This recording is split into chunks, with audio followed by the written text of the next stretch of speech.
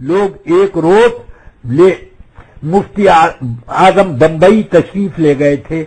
اب وہاں ایک فلم ایکٹر تھا دلیپ کمار، بڑا مشہور، اور وزیر لوگ اس کی ملاقات کے لیے ترستے تھے، مگر اس کو شوق ہوا کہ مفتی اعظم کی ملاقات کے لیے وہ اس کو موقع مل جائے.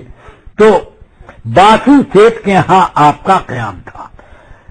باسو سیٹھ کو اس نے فون کیا کہ میں حضرت مفتی اعظم سے ملاقات کرنے کے لیے آنا چاہتا ہوں، آپ میرے لیے کوئی وقت نکال دیں کہ فلاں وقت حضرت بیٹھتے ہیں، ان کا اجلاس عام ہوتا ہے، تو اس وقت آپ آئیے، ملاقات ہو جائے گی.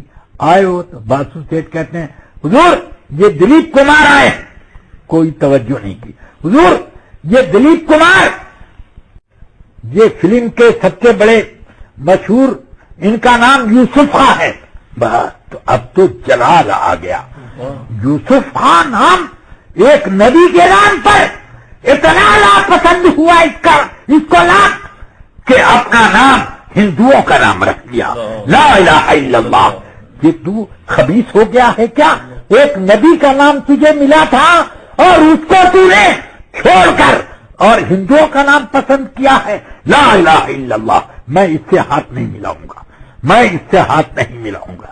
اب ایک دم پانی پانی اٹھ کر کے چپکے سے بلی کی طرح بھاگا، اور مفتی اعظم کو کوئی اس کی پرواہ نہیں. یہ کون چیز ہے؟ ہیبت حقت صاحب دلخنیز، ہیبت حقت صاحب دلخنیز. اللہ تبارک